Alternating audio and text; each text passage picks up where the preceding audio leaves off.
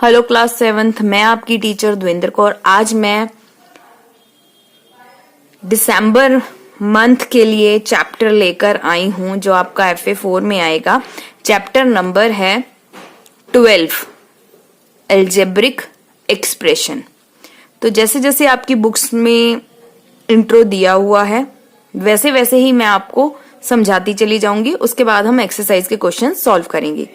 तो intro part में पहली क्या चीज है कि एक्सप्रेशन बनती कैसे है, अलजेब्रा एक्सप्रेशन होता क्या है।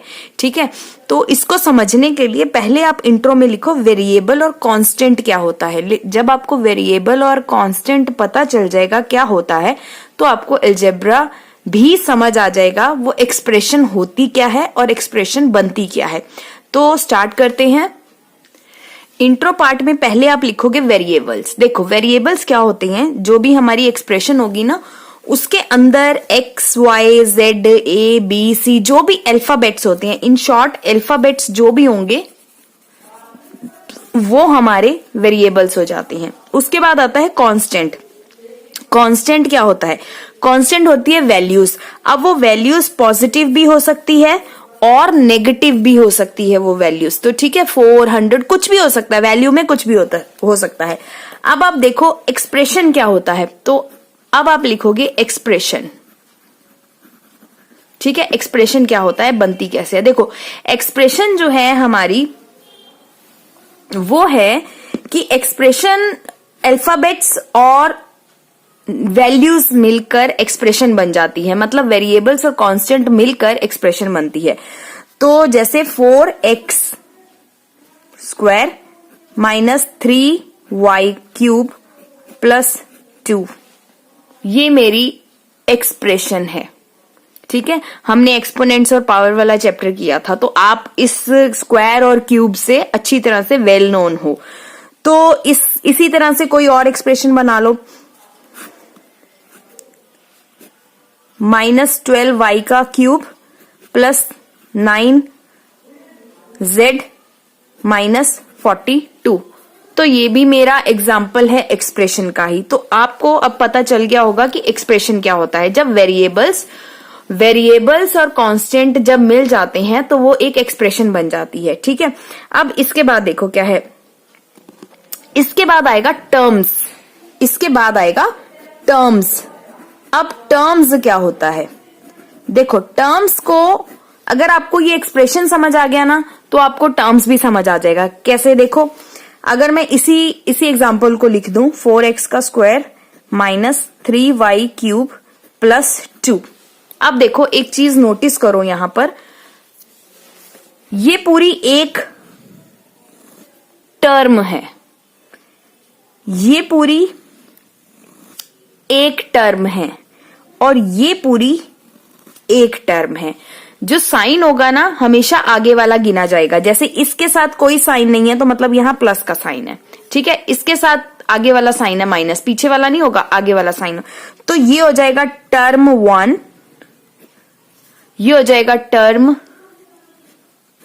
2 और ये हो जाएगी टर्म 3। तो अगर कोई पूछे इस एक्सप्रेशन के अंदर कितनी टर्म्स हैं तो आप बोलोगे 3 टर्म्स। ठीक है, अगर खाली दे रखा हो 2x4, बस इसमें कितनी टर्म्स हैं तो ये पूरी क्या है, 1 टर्म है। तो इस तरह से आपको टर्म्स को डिफाइन करना आएगा। ठीक है, उसके बाद अगर आप बुक में देखो आपका हाउ एक्सप्रेशंस आर फॉर्म्ड हो गया। इसके बाद टर्म्स एवं एक्सप्रेशन मैंने बता दिए। ठीक है, टर्म्स में फैक्टर्स आएगा वो भी बताती हूँ। अब आएगा फैक्टर्स ऑफ अ टर्म। इस टर्म के फैक्टर्स बनाना, देखो इसको हम बुक में ही समझते हैं। बुक में बहुत नीटली एग्जांपल दे रखा है इसका, पेज 231 पे। ठीक है, चैप्टर 12 है ये। ठीक, अब देखो इसका जो बुक में एग्जाम्पल है ये एग्जाम्पल 1 है, ये एग्जाम्पल 2 है। अब अगर क्वेश्चन में आ जाए कि फैक्टर्स लिखो तो ये एक एक्सप्रेशन है, तो ये इन्होंने एक्सप्रेशन लिख दिया यहां पर। ठीक है, अब इसको टर्म्स, इसकी कितनी टर्म्स थी देखो। अब इसको मैं पेंसिल से ड्रॉ करूं तो ये टर्म 1 हो गई और ये टर्म 2 हो गई, मतलब माइनस इसके आगे आ गया, 2 टर्म्स हो गई। ठीक है, टर्म्स कितनी थी, 2। अब इस टर्म को अलग कर दो और इस टर्म को अलग कर दो, तो दोनों को अलग कर दो। अब इसको तोड़ दो, मतलब फैक्टर्स का मतलब तोड़ना ही तो होता है। 4 अलग आ जाएगा, x 2 टाइम्स है तो x सिंगल और x सिंगल, ठीक है।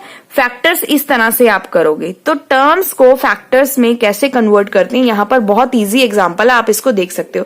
यहां पर ये है 5xy प्लस 10, तो इसको 2 टर्म्स हैं ये, यहां पर देख सकते हो, ये 1 हो गई और ये 2 हो गई, ठीक है। अब दोनों को डिवाइड कर दो और 5 और x और y, इसके ऊपर कोई पावर नहीं थी इसलिए ये सिंगल सिंगल टाइम लिख दिया। इसको भी तोड़ सकते हो, 10 के फैक्टर भी कर सकते हो, ठीक है, लेकिन मेन जो टर्म्स के फैक्टर करने होते हैं हमें, ठीक है। अच्छा, इसके बाद जो है कॉफिशिएंट है। देखो कॉफिशिएंट क्या होता है, यहां पर अगर मैं बताऊं तो आपको सीधा सीधा दे रखा है उन्होंने न्यूमेरिकल वैल्यू, मतलब किसी भी अल्फाबेट का जो न्यूमेरिकल वैल्यू होगा ना वो कॉफिशिएंट हो जाएगा, नंबर वैल्यू, ठीक है। जैसे यहां पर 5xy है तो 5 is the coefficient of the term, मतलब न्यूमेरिकल वैल्यू। कॉफिशिएंट यहां पर अगर आप इंट्रो में दोबारा लिखो, नेक्स्ट टॉपिक इंट्रो का लिखो,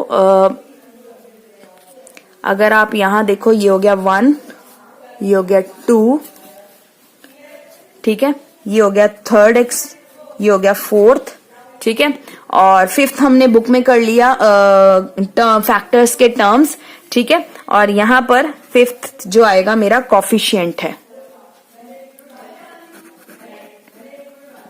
ठीक है, 5xy। तो कॉफिशिएंट क्या होता है, कॉफिशिएंट होता है न्यूमेरिकल वैल्यू, मतलब नंबर में वैल्यू बतानी है, न्यूमेरिकल वैल्यू, ठीक है। इस टर्म का, ये पूरी एक टर्म है, इस टर्म का कॉफिशिएंट क्या है, इस टर्म का कॉफिशिएंट है 5, इस टर्म का कॉफिशिएंट है 5। अगर सपोज करो आपको टर्म एक दे रखा है, टर्म 10xyz, इसका कॉफिशिएंट बताओ, कॉफिशिएंट, इसका कॉफिशिएंट क्या हो जाएगा, कॉफिशिएंट हो जाएगा 10।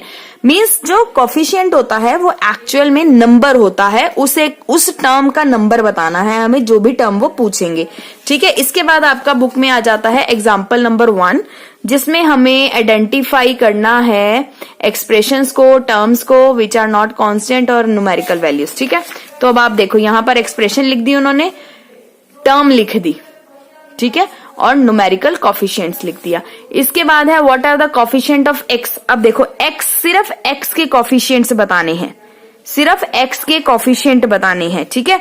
और इसमें सिर्फ y के कॉफिशिएंट बताने हैं, मतलब जैसे यहाँ पर 4x है तो 4x का कॉफिशिएंट क्या हो जाएगा, x का कॉफिशिएंट यहाँ पर 4 हो गया, और यहाँ पर x नहीं है, यहाँ पर x नहीं है, यहाँ पर जहां पर कुछ नहीं होगा वहां पर वो 1 हो जाएगा, ठीक है। चलो, इसके बाद आता है लाइक और अनलाइक टर्म्स। इसके बाद आता है लाइक और अनलाइक टर्म्स। लाइक टर्म्स मतलब एक जैसे, अनलाइक मीन्स अलग अलग, ठीक है। यहां पर लाइक टर्म्स के एग्जांपल दे रखे हैं, जैसे देखो 2xy माइनस 3x। अच्छा, इस टर्म को मैं लिख कर बताती हूं आपको, तो मेरा 6th इंट्रो में आ जाएगा like and unlike terms. Terms तो आपको पता है क्या होता है, ठीक है। अब एग्जाम्पल देखो, 2xy minus 3x plus 5xy minus 4। अब देखो, इस एक कोई भी एक आपको टर्म दे दी जाएगी, उसके अंदर आपको लाइक और अनलाइक टर्म्स ढूंढने हैं। एक एग्जाम्पल दे दिया मैंने, ठीक है। अब यहां पर क्या है, देखो हमें ना अल्फाबेट्स देखनी है, सेम अल्फाबेट्स कौन से हैं। जो सेम अल्फाबेट्स होंगे और उनकी पावर सेम होंगी वो लाइक टर्म्स हो जाएगा, जो अलग अलग होंगे वो अनलाइक टर्म में चला जाएगा। देखो XY है यहां पर, है ना, XY देखो और कहीं आ रहा है, XY और कहीं आ रहा है, यहां पर XY है, यहां पर भी XY है, तो ये 2xy और ये एक टर्म प्लस 5xy, ये हो गया लाइक टर्म्स,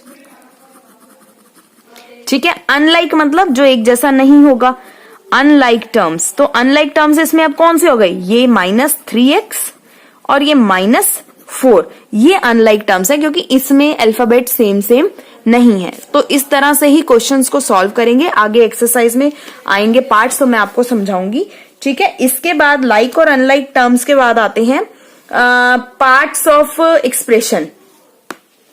अब देखो टाइप्स ऑफ एक्सप्रेशन कह लो या पार्ट्स ऑफ एक्सप्रेशंस कह लो, तो टाइप्स ऑफ एक्सप्रेशन कर लेते हैं हम, टाइप्स ऑफ एक्सप्रेशन। ठीक है, टाइप ऑफ एक्सप्रेशन में क्या आएगा? टाइप ऑफ एक्सप्रेशन में आएगा, पहला टाइप है मोनोमियल,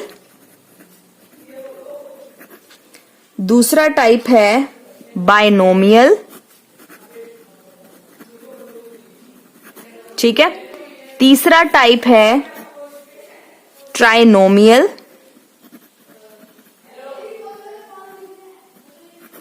ठीक है, और फोर्थ टाइप है पॉलिनोमियल्स। ठीक है, अब देखो ये फर्स्ट टाइप हो गया, ये सेकंड टाइप हो गया, ये थर्ड टाइप हो गया और ये फोर्थ टाइप हो गया। फर्स्ट टाइप देखो, फर्स्ट टाइप मोनो का मतलब होता है मोनोमियल, मोनो का मतलब होता है वन टर्म, मोनो का मतलब होता है वन टर्म। बाय का मतलब होता है टू टर्म्स, ठीक है। ट्राई का मतलब होता है थ्री टर्म्स, और पोलोनोमियल्स हो गए फोर या फोर से ज्यादा वाली टर्म्स, तो फोर और मोर टर्म्स, ठीक है। जिसमें एक टर्म होगी वो आपका मोनोमियल कहलाएगा, जिसमें दो टर्म होगी वो आपका बाइनोमियल कहलाएगा, जिसमें तीन टर्म्स होंगी वो आपका ट्राइनोमियल कहलाएगा, और जिसमें चार या चार से ज्यादा टर्म्स होंगी वो आपका पॉलिनोमियल कहलाएगा। अब ऊपर वाला एग्जांपल देख लो, यहां पर 2x minus 3x plus 5x y minus, इसमें से हमने लाइक टर्म्स निकाली, तो ये लाइक टर्म्स जो है मेरी, ये क्या हो गई, टू टर्म्स है ना इसके अंदर, तो ये हो गई बाइनोमियल। ठीक है, ये भी हो गया मेरा बाइनोमियल। ठीक है, तो इन टर्म्स के अंदर लाइक टर्म्स नहीं आनी चाहिए, इन टर्म्स के अंदर लाइक टर्म्स नहीं आनी चाहिए। तो यहां पर आपका एग्जाम्पल 3 आ जाएगा, जो आपका बताएगा कि वो बाइनोमियल ट्राइनोमियल टाइप्स ऑफ है। इसके बाद आएंगे हम एक्सरसाइज 12.1 में। Get ready with your exercise 12.1। Till आप अपने रजिस्टर्स में अच्छे तरीके से बहुत ही नीटली और नाइसली इंट्रो लिख लो चैप्टर 12 का। उसके बाद हम एक्सरसाइज 12.1 स्टार्ट करेंगे।